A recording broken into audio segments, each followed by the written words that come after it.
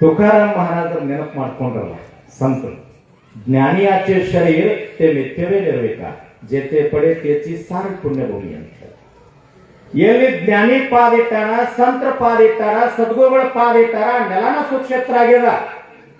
ಉದಾಹರಣೆಗೆ ಅಗ್ನಿಯೊಳಗೆ ಶಿವಗಳ ಪಾದ ಇಟ್ಟರು, ಅಗ್ನಿ ಶಿವಗಳ ದೇವರ ಕುಂಡದ ಪಾದ ಇಟ್ಟ ಅದು ಹರಗೆರೆ ಸುಕ್ಷೇತ್ರ ಆಯ್ತು. ಹುಬ್ಬಳ್ಳಿ ಒಳಗೆ ಸಿದ್ದಾರೂಢರ ಪಾದ ಇಟ್ಟರು ಸುಕ್ಷೇತ್ರ. ತುಕಾರಾಮ್ ಮಹಾರಾಜರ ಭಕ್ತಿ ಹೆಂಗಿತ್ತಂದ್ರ ನಾವು ನೀವು ಮಾಡಿದಂತ ಭಕ್ತಿ ಇರಲಿಲ್ಲ. ₹1 ಎಲ್ಲರೂ ಗುಬ್ಬಿ ಕಾಯಿರ ತುಕಾರಾಮ್ ಮಹಾರಾಜರು ಕೊಳ್ಳೋಳು ವೀಣ ಹಾಕೊಂಡು ಏನಂತಿದ್ರು, ಬನ್ನಿ ಗಿಡದ ಮ್ಯಾಗ ಕುಂತ ವಿಠಲ ವಿಠಲ ವಿಠಲ ವಿಠಲ ವಿಠಲ ವಿಠಲ ವಿಠಲ ಅಂತಿದ್ರು. ಬಾಜು ಹೊಲದವ್ರು ಹೋಗಿ ಹೇಳ್ತಾರ, ಆ ತುಕಾರಾಮ್ ಮಹಾರಾಜರು ಯಾಕೆ ಜೋಳ ಹೊಂದು ಕೊಟ್ಟರಿ, ಎಲ್ಲಾ ಗುಬ್ಬಿ ತಿಂದು ಹೋಗ್ಯಾವ ಅಂತಂದಾಗ ಮಾಲಕ್ ಬಂದು ಬೈವಾಳ್ ಹೇಳ್ತಾರ ಅವ್ರ ತುಕಾರಾಮ್ ಮಹಾರಾಜ. ಅವರೆಲ್ಲಾ ಗುಬ್ಬಿ ಜೋಳ ನಂಬ್ಯಾರಿ, ನಾವ್ ವಿಠಲ ನಂಬಿನಿ, ಬೇಕಂದ್ರೆ ರಾಶಿ ಮಾಡಿ ಅವ್ರಕ್ಕಿಂತ ಹೆಚ್ಚಾಗ್ತದ ತುಕಾರಾಮ್ ಮಹಾರಾಜರು ಹೇಳ್ತಾರ. ಯಾವಾಗ ರಾಶಿ ಮಾಡ್ತಾರಲ್ಲ ಬಾಜು ಹೊಲದವ್ರು ಕಡಿಮೆ ಆದ್ರೆ ತುಕಾರಾಮ್ ಮಹಾರಾಜರು 100 ಚೀಲ ಜೋಳ ಆಗ್ತದೆ. ಭಕ್ತಿಯ ತಾಕತ್ ಅಂತ ಹೇಳ್ತಾರೆ. ಇಂಥ ತುಕಾರಾಮ್ ಮಹಾರಾಜರಿಗೆ ಧರ್ಮ ಪತ್ನಿ ಎಂತ ಹೊಡಿದ್ರು ಅಂತಂದ್ರ, ನೀ ಬರೇ ವಿಠಲ ವಿಠಲ ಅಂತ ಭಕ್ತಿ ಮಾಡ್ತಿ, ತಿನ್ನಾಕ ಮನಿಯೊಳಗ ಹಣ್ಣಿಲ್ಲ, ನಿಂದೆ ಅಂತ ಭಕ್ತಿ ಅಂತ ಬರೇ ಬೈತಾ ಇದ್ರು. ಒಂದಿನ ಏನಾಗಿತ್ತಂದ್ರ 2 ಸೀರೆ ಕಪಾಟದೊಳಗೆ ಇಟ್ಟಿದ್ರು ತುಕಾರಾಮ್ ಮಹಾರಾಜರ ಹೆಂಡತಿ.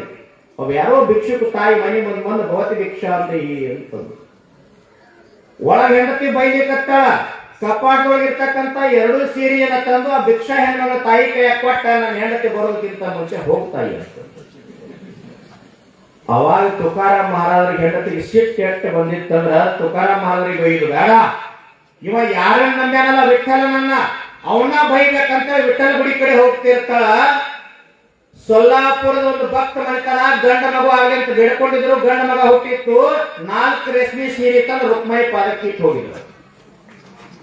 ಅವಾಗ ಪೂಜಾರಿ ಸಂತ ಏನ್ ಮಾಡ್ದ ಅಂದ್ರ, ತುಕಾರಾಮ್ ಮಹಾರಾಜರ ಧರ್ಮ ಪತ್ನಿ ಕೊಡ್ಬೇಕಂತ ಹೊರಗೆ ಬಂದ್ ನಿಂತಿದ್ದ. ಮನಿ ಕಡೆ ಹೋಗ್ಬೇಕಂದ್ರ ತಾಯಿ ಎದುರಿಗೆ ಬರ್ತಾಳ, ತಾಯಿ ನಿಮ್ದ ದಾರಿ ಕಾಯಕತ್ತೇನ್ರಿ ಅಂತ. ಯಾಕೆ ನಾನು ದಾರಿ ಕಾಯಕತ್ತಿ ಅಂದಾಗ, ರುಕ್ಮಾಯಿ ತಾಯಿ 4 ರೇಷ್ಮೆ ಸೀರೆ ಅರ್ಪಣೆ ಮಾಡ್ಯಾರಿ ತಾಯಿ, ಇವ್ 4 ತಗೋರಿ ಅಂತ ಉಡ್ಯಾಗ ಹಾಕಿದ. ಅವಾಗ ತಾಯಿ ಕಣ್ಣಾಗ ನೀರು ಬರ್ತದ. ನನ್ನ ಗಂಡ ಹರಕ್ 2 ಸೀರೆ ಕೊಟ್ರ ವಿಠಲ 4 ರೇಷ್ಮೆ ಸೀರೆ ಕೊಟ್ಟನ, ಭಕ್ತಿ ಕರೆಯುತ್ತ.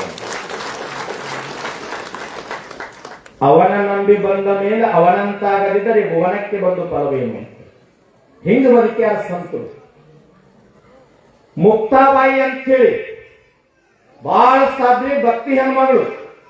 ಜ್ಞಾನದೇವ ಮಹಾರಾಜರು ಕೂಡ ಒಡನಾಟ. ಈಗ ನಾವು ಹಳ್ಳಿಯಾಗ ಸಗಣಿ ಹಚ್ತೀವಲ್ಲ, ಈಗ ಗೊತ್ತದ ಸಗಣಿ ಹಚ್ತಿರಲ್ಲ, ಕುಳ್ಳಂತಾರ. ಈಗೆಲ್ಲ ಗ್ಯಾಸ್ ಬಂದವ್ರಿಗೆ ಮಾಡ್ತಾರ. ಕುಳ್ಳು ಹಚ್ತಾ ಇದ್ರು. ಸಾವಿರ ಕುಡಿದ್ದು ಬಾಜು ಮನೆಯವರು ಎಲ್ಲಾ ಕುಳ್ಳು ಹಚ್ಚಿದ್ರು.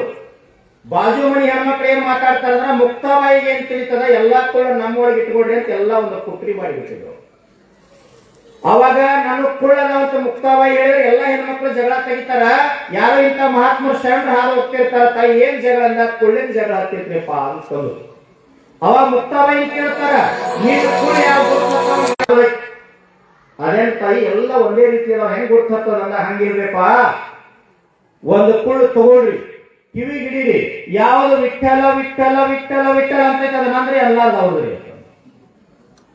ನಾಮಸ್ಮರಣ ಕರಾವಿ ಜಡತಿಲ ಪಾಪೆ ಜನ್ಮಾಂತರಿಚೆ. ಕುಳ್ಳು ಹಚ್ಚಾಗ ವಿಠಲ ಅನ್ರಿ, ರೊಟ್ಟಿ ಮಾಡುವಾಗ ವಿಠಲ ಅನ್ರಿ, ಹೊಲದಾಗ ಕಬ್ಬು ಹಚ್ಚುವಾಗ ವಿಠಲ ಅನ್ರಿ, ಮನೆಯೊಳಗೆ ಕೆಲಸ ಮಾಡುವಾಗ ವಿಠಲ ಅನ್ರಿ, ಜಡಿಸಿದ್ದ ಅನ್ರಿ. ಯಾರ ನಾಮಸ್ಮರಣೆ ಮಾಡ್ತಾ ಮಾಡ್ತಾ ಕಾಯಕವನ್ನ ಮಾಡ್ತಾರ, ಕಾಯಕ ಎಂದೂ ಫೇಲ್ ಆಗುದಿಲ್ಲ. ನಾಮಸ್ಮರಣ ಅಷ್ಟು ತಾಕತ್ತು. ಹುಬ್ಬಳ್ಳಿ ಸಿದ್ದಾರೂಢರು ಹುಬ್ಬಳ್ಳಿಗೆ ಬರೋಕ್ಕಿಂತ ಮುಂಚೆ ಕಾಶಿಯೊಳಗೆ ಇರ್ತಾರ. ಮೈ ಮ್ಯಾಗ ಹರದ ಬಟ್ಟೆ, ಗಂಗಾ ನದಿ ದಡ, ಮಣಿಕರ್ಣಿಕಾ ಘಾಟ. ಯಾರೋ ಪುರೋಹಿತರು ಊಟದ ವ್ಯವಸ್ಥೆ ಮಾಡಿರ್ತಾರ. ಸಿದ್ದಾರಪ್ಪರು ಹೋಗಿ ನಿಲ್ತಾರೆ. 4 ದಿನದಿಂದ ಉಪವಾಸ ಇರ್ತಾರ. ನನಗೊಂದಿಷ್ಟು ಊಟಕ್ಕೆ ಕೊಡ್ರಿ ಅಂತಂದಾಗ ಪುರೋಹಿತ ಬರ್ತಾನ. ಎಷ್ಟು ಅಹಂಕಾರ ಮಾತನಾಡ್ತಾನ ಅಂದ್ರ, ಏನೋ ಶೂದ್ರ ನೀನು ಊಟಕ್ಕೆ ಬಂದೇನ, ಅಲ್ಲೇ ಕಟ್ಟಿ ಕೆಳಗಕೊಂಡು ಅವಾಗ ಸಿದ್ದಾಡಪ್ಪರು ಕಟ್ಟಿ ತಗೊಂಡು ಕಟ್ಟಿ ಕೆಳಕ್ ಕುಂತ ಉದ್ಘಾರ ತೆಗಿತಾರ. ಯಪ್ಪ ಕಟ್ಟಿ ಮ್ಯಾಕ್ ಕುಂತವೇನು ಬೇರೆ ಕಡೆ ತುತ್ತ ಹಾಕಂಗಿಲ್ಲ, ಕಟ್ಟಿ ಕೆಳಕ್ ಕುಂತವೇನು ಬೇರೆ ಕಡೆ ತುತ್ತ ಹಾಕಂಗಿಲ್ಲ, ಮ್ಯಾಕ್ ಕುಂತವ ಕೆಳಕ್ ಕುಂತವ ಇಬ್ರು ಬಾಯ ಹಾಕ್ಬೇಕಲ್ಲ ಏನಪ್ಪ ತುತ್ತಂದ್ರು. ಇಷ್ಟಂದ ಪ್ರಸಾದ ಸ್ವೀಕಾರ ಮಾಡಿ ಎದ್ದು ಹೋಗ್ತಾ ಇರ್ತಾರ. ಪುರೋಹಿತ ಮತ್ತ ಅಹಂಕಾರ ಬರ್ತಾರ.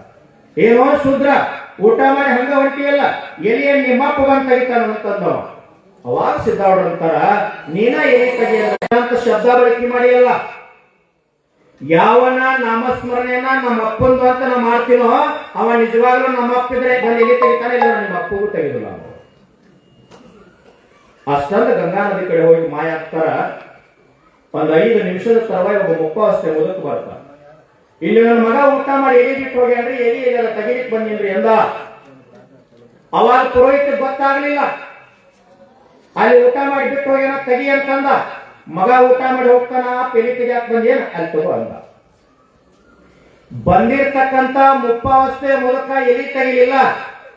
ಸಿದ್ಧಾರ್ಥ ಊಟ ಮಾಡಿರ್ತಕ್ಕಂತ ಕಟ್ಟೆ ಸುತ್ತು ಏನ್ ಅನ್ನದ ಅಗಲ ಬಿದ್ದಿತ್ತಲ್ಲ ಒಂದೊಂದಾಗಿ ತೆಗೆದು ಬಾಯೊಳಗೆ ಇಟ್ಕೊಂಡಿರ್ತಾರೆ.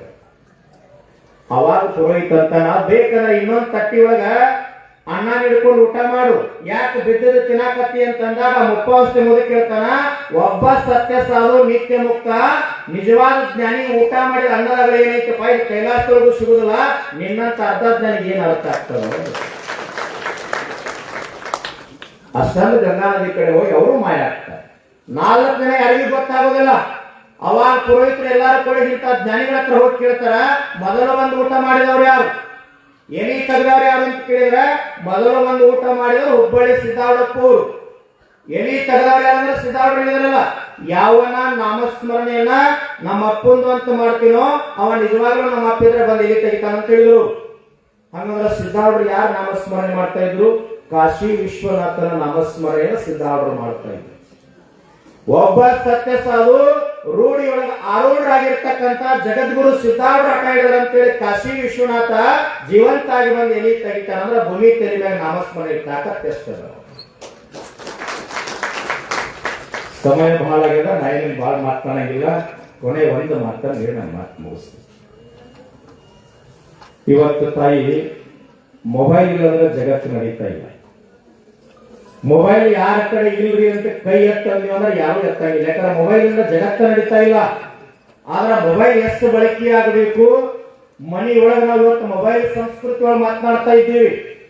ಒಂದು ಸಣ್ಣ ಉದಾಹರಣೆಯನ್ನು ಕೊಡ್ತೀನಿ. ಹಾಸನ ಜಿಲ್ಲೆ ಅರಸೀಕೆರೆ ಒಂದು ಕಾರ್ಯಕ್ರಮಕ್ಕೆ ಹೋಗಿದ್ದೆ ನಾನು. ನಮ್ಮ ಭಕ್ತ ಸೋಮ ಅಂತ ಹೇಳಿ ಕಾರ್ಯಕ್ರಮ ಮುಕ್ತಾಯ ಆಯ್ತು. ಯಪ್ಪ ಮನೆಗೆ ಹೋಗೋಣ್ರಿ, ನಡಿಪ ಹೋಗೋಣ ಅಂತಂದು ಅವ ಏನ್ ಮಾತನಾಡಿದ್ರೆ ಮೊಬೈಲ್ ಭಾಷೆ ಒಳಗೆ ಮಾತಾಡ್ತಾ ಇದ್ದ, ಮೊಬೈಲ್ ಸಂಸ್ಕೃತಿ ಒಳಗೆ ಮಾತಾಡ್ತಾ ಇದ್ದ. ಬಹಳ ದೊಡ್ಡ ಮನೆ ಮುಂದೆ 2 ಸಣ್ಣ ಮಕ್ಕಳು ಆಡ್ತಾ ಇದ್ರು. ಸೋಮ ಇವು ಯಾರ ಮಕ್ಕಳು ಅಂದೆ. ಯಪ್ಪ ನನ್ನ ಮಕ್ಕಳು ಎಂದ. ಏನ್ ಇಟ್ಟಿವ ಹೆಸರು ಅಂದೆ. ಒಂದು ಏರ್ಟೆಲ್ ಕುಮಾರ್ ಇಟ್ಟಿದ್ರೆ, ಇನ್ನೊಂದು ಜಿಯೋ ಜಗನ್ನಾಥ್ ಇಟ್ಟಿದ್ರಿ ಅಂತ. ನನಗೇನು ಅನಿಸ್ಲಿಲ್ಲ. ಮನಿ ಒಳಗೆ ಹೋಗಿ ಸೋಫಾ ಸಟ್ಟನ ಕುಂತೆ. ಒಬ್ಬ ದಪ್ಪ ಹೆಣ್ಮಗಳು ಚಹಾ ತಗೊಂಡು ಆ ಕಡೆ ಬಂದು, ಸೋಮ ಈ ಹೆಣ್ಮಗಳು ಯಾರು ಅಂದೆ. ಯಪ್ಪ ಆಕಿನಾರೆ ನನ್ನ ಹೆಂಡತಿ ಓಲ್ಡ್ ನೋಕಿಯಾ ಸತ್ರು ಅಂತ. ಅಷ್ಟರೊಳಗೆ ಒಂದು ವಯಸ್ಸಾದ ಮುದುಕಿ ಕಾಲು ಹಿಡ್ಕೊಂಡು ಕೋಲ್ ಹಿಡ್ಕೊಂಡು ಬಂತು. ಸೋಮ ಈ ಅಜ್ಜಿ ಯಾರು ಅಂದೆ. ಯಪ್ಪ ಆಕಿನಾರೆ ನನ್ನ ತಾಯಿ ಕಾಯಿನ್ ಬಾಕ್ಸ್ ರೀ ಅಂದ. ಅಷ್ಟರೊಳಗೆ ಒಂದು ವಯಸ್ಸಾದ ಮುದುಕ್ ಬಂದು ಬಾಜು ಕುಂತ. ಸೋಮ ಈ ಅಜ್ಜಿ ಯಾರು ಅಂದೆ. ಯಪ್ಪ ಅವನರಿ ನಮ್ಮ ಅಪ್ಪ ಎಷ್ಟಡಿ ಬೂತ್ರಿ ಅಂದವ. ನನಗ ಮನವರಿಕೆ ಆಗಿತ್ತು. ಮೊಬೈಲ್ ಅಂಗಡಿ ಒಳಗ ಬಂದೀನಿ ಅಂತೇಳಿ ಎದ್ದು ಹೋಗ್ಬೇಕನ್ನೋದ್ರೊಳಗೆ ಮ್ಯಾಗ ಒಂದು ಭಾವಚಿತ್ರ ಫೋಟೋ ಹಾಕಿದ್ರು, ಕುಂಕುಮ ಹಚ್ಚಿ ಮಾಲಿ ಹಾಕಿದ್ರು. ಇದನ್ನೊಂದು ಕೇಳೋಣ ಅಂತ ಕೇಳಿದೆ. ಸೋಮ ಈ ಅಜ್ಜ ಯಾರು ಅಂತ ನಾವು ಹೇಳ್ದ. ಯಪ್ಪ ಅವನರಿ ನಮ್ಮ ಅಪ್ಪನ ಅಪ್ಪ. ಪಾಶ್ಚಿಮಾತ್ಯ ಸಂಸ್ಕೃತಿಯೊಳಗೆ ನಮ್ಮ ತನವನ್ನ ನಾವು ಮರೆತು ಕುಂತೀವಿ. ಆದ್ರೆ ಇವತ್ತು ಬೈರನಟ್ಟಿ ಗ್ರಾಮದೊಳಗ ಬಸವರಾಜ ಶರಣರ ಜ್ಞಾನಾಮೃತದಿಂದ ಜಡಿಸಿದ್ದರ ಆಶೀರ್ವಾದದಿಂದ ನಿಜವಾದ ಭಾರತೀಯ ಸಂಸ್ಕೃತಿಯಲ್ಲಿ ಜೀವಂತದ ಈ ಮಣ್ಣಿನೊಳಗೆ ಜೀವಂತ. ತಾವೆಲ್ಲ ಸಾಯಂಕಾಲ ಸಮಯ ಧಾರಾವಾಹಿ ಎಲ್ಲ ಬಿಟ್ಟು ಬಂದು ಕುಂತೀರಿ. ಅದ್ರ ನಿಜವಾಗ್ಲೂ ಭಕ್ತಿ ಅದೇ. ಧಾರಾವಾಹಿ ಹೆಸರು ಬಹಳ ಚಲೋ. ಮನೆಯೊಂದು 3 ಬಾಗಿಲು ಅದಾವಿಲ್ರಿ. ನಾನು 1-2 ಸರಿ ನೋಡಿದ್ದೆ. ಹೆಂಗಿಟ್ಕೊಂಡ್ರೆ ಆಕ್ಟಿ ಸೊಸೆನ್ ಕೊಲ್ತಿರ್ತಾರ, ಸೊಸೆ ಅತ್ತಿನ ಕೊಲ್ತಿರ್ತಾರ. 3 ವರ್ಷ ಆದ್ರೂ ಕೊನೆ ಇರಂಗಿಲ್ಲ. ಏನ್ ನೋಡುದು ಅದರಿ? ನಿಮಗೆಲ್ಲ ವಿನಂತಿ ಮಾಡ್ಕೊಳ್ತೀನಿ. ನಿಮ್ಮ ಮಕ್ಕಳ ಸಂಸ್ಕಾರ ಆಗ್ಬೇಕಾದ್ರೆ, ನಿಮ್ಮ ಮಕ್ಕಳು ಬುದ್ಧಿವಂತರಾಗಬೇಕಾದ್ರೆ ನಿಮ್ ಮಕ್ಕಳು ರಾಜ್ಯಕ್ಕೆ ರ್ಯಾಂಕ್ ಬರ್ಬೇಕಾದ್ರೆ ಸಾಯಂಕಾಲ 6ರಿಂದ 10 ಮಟ್ಟ ಮೊಬೈಲ್ ಮುಟ್ಟಬೇಡ್ರಿ. 6ರಿಂದ 10 ಮಟ್ಟ ಮನೆಯೊಳಗೆ ಟಿವಿ ಹಚ್ಚಬೇಡ್ರಿ. ಎಲ್ಲಾರು ಕೂಡಿ ಸಾಮೂಹಿಕವಾಗಿ ಊಟ ಮಾಡ್ರಿ. ಎಲ್ಲಾರು ಕೂಡಿ ಸಾಮೂಹಿಕವಾಗಿ ಮಕ್ಕಳಿಗೆ ವಿದ್ಯಾಭ್ಯಾಸ ಹೇಳ್ರಿ. ತಂದೆ ತಾಯಿ ಬಂಧು ಬಳಗ ಏನು ಸಂಸ್ಕಾರ ಅಲ್ಲ ಅದು ನಿಮ್ಮ ಸಂಸ್ಕಾರ ಕುಲಿಲ್ಲವ್ರೆ ಏನಾಗ್ತದ್ರಿ? ನಾವೇನ್ ಹೇಳಕತ್ತೀವಿ ಇತಿಹಾಸಗಳು ನಾವು ಕೇಳ್ತೀವಿ. ಭಗತ್ ಸಿಂಗ್ ಹೆಂಗಿದ್ರು, ಶಿವಾಜಿ ಮಹಾರಾಜ್ ಹೆಂಗಿದ್ರು, ಸಂಗೊಳ್ಳಿ ರಾಯನ್ ಹೆಂಗಿದ್ದ, ಬಸವಣ್ಣ ಹೆಂಗಿದ್ದ, ಚೆನ್ನಮ್ಮ ಹೆಂಗಿದ್ರು, ಕನಕದಾಸರು ಹೆಂಗಿದ್ರು, APJ ಅಬ್ದುಲ್ ಕಲಾಂ ಹೆಂಗಿದ್ರು, ಶಿವಾಜಿ ಮಹಾರಾಜ್ ಹೆಂಗಿದ್ರು, ಅವರೆಲ್ಲ ಆಗಿ ಹೋಗ್ಯಾರ. ಈಗ ನಮ್ಮ ಮಕ್ಕಳ ಯಾಕೆ ಹಂಗ ಆಗ್ತಾ ಇಲ್ಲ? ಗಟ್ಟಿತನ ಇಲ್ಲ.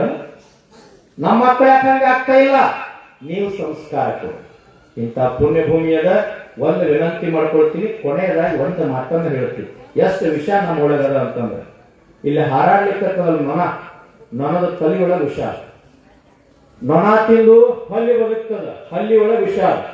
ಹಲ್ಲಿ ತಿಂದು ಕಪ್ಪಿ ಬದುಕ್ತದ, ಕಪ್ಪಿ ಒಳಗೆ ವಿಷ ಅದ. ಕಪ್ಪಿ ತಿಂದು ಹಾವು ಬದುಕ್ತದ, ಹಾವಿನೊಳಗೆ ವಿಷ ಅದ. ಹಾವು ತಿಂದು ಕೋಳಿ ಬದುಕ್ತದ. ಹಂಗಾದ್ರೆ ಕೋಳಿ ಮೈ ತುಂಬಾ ವಿಷ ಆಗ್ತಲ್ಲ. ಕೋಳಿ ತಿಂದು